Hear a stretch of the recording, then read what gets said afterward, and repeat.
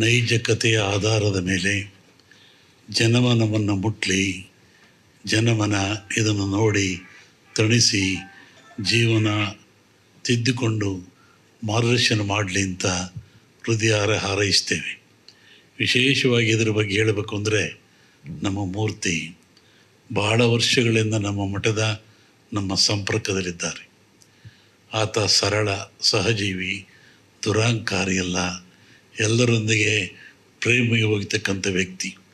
ಒಂದು ಸಲ ನಮ್ಮ ಹತ್ರ ಈ ಚಿತ್ರ ಮಾಡಬೇಕು ಅಂತ ಕೇಳಿದಾಗ, ಮಾಡಪ್ಪ ಸಂತೋಷ ಆಗ್ತದೆ, ಮಾಡು, ಜನಮನಕ್ಕೆ ಬರಲಿ ಅಂತ ಹೇಳಿದ್ವಿ.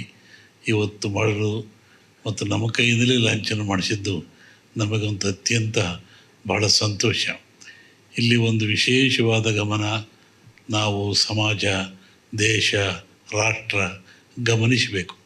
ಏಕೆಂದರೆ ಸಾವಿರಾರು ವರ್ಷಗಳಿಂದ, ಶತಮಾನಗಳಿಂದ ಯಾರನ್ನು ನಾವು ದೂರಿಟ್ವಿ, ಯಾರನ್ನು ಅವರ ದೂರ ತಳ್ಳಿದ್ವಿ, ಯಾರು ಯಾವುದಕ್ಕೂ ಯೋಗ್ಯರಲ್ಲ ಅಂದ್ಕೊಂಡ್ವಿ, ಅಂಥ ಸಮಾಜದಿಂದ ಬಂದಂಥ ವ್ಯಕ್ತಿ ಇವತ್ತು ಬಹಳ ದೊಡ್ಡ ಕೆಲಸ ಮಾಡಿ ಸಮಾಜ ಮುಂಚೂಣಿ ಬಂದಿದ್ದಾರೆ. ಅಂದರೆ ಇದಕ್ಕೆಲ್ಲರೂ ಬೆಂತಟ್ಟಬೇಕು, ಎಲ್ಲರೂ ಆಶೀರ್ವಾದ ಮಾಡಬೇಕು, ಹಾರೈಸಬೇಕು.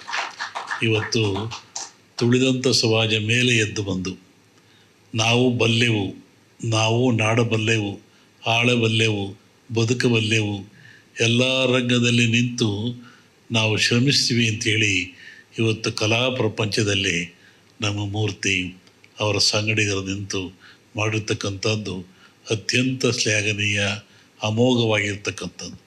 ಬುದ್ಧಿಯುಳ್ಳವರು ಮಾಡೋದು ದೊಡ್ಡದಲ್ಲ, ಜ್ಞಾನಿಗಳು ಮಾಡೋದು ದೊಡ್ಡದಲ್ಲ, ವಂಶಪಾರ ಬಂದಂಥ ಪರಂಪರೆಯರು ಮಾಡೋರು ಬಂದದ್ದಲ್ಲ. ನಿರಕ್ಷರ ಕುಕ್ಷಗಳಾಗಿ ತುಳಿತಕ್ಕ ಒಳಪಟ್ಟು ಕೂಲಿ ನಾಲಿ ಮಾಡಿ ದುಡಿದು ಎಲ್ಲರಿಂದೂ ಚೀರಿಸ್ತಕ್ಕಂಥ ಒಂದು ಸಮಾಜ ಇವತ್ತು ತಲೆಯಂತೆ ನಿಂತು ಈ ಸಮಾಜದಲ್ಲಿ, ಈ ರಂಗದಲ್ಲಿ ನಾವು ಬದುಕ್ತೀವಿ, ತೋರಿಸ್ತೀವಿ ಅಂತೇಳಿ ಮಾಡಿದ್ರಲ್ಲ, ಭಾಳ ಖುಷಿಯಾಯಿತು. ನಾನು ನೋಡಿದೆ, ಏನಪ್ಪ ಅವಾಗ ಹೆಂಗಿದ್ದೆ, ಈಗ ಹೆಂಗಿದ್ದೆ ಅಂತೇಳಿ. ಅವನಲ್ಲಿ ಕಲೆ ಮೇಳೈಸಿದೆ. ಆ ಹೆಣ್ಣು ಮಗಳು ಭಾಳ ತುಂಬ ಚೆನ್ನಾಗಿ ಮಾಡಿರ್ತಕ್ಕಂಥದ್ದು.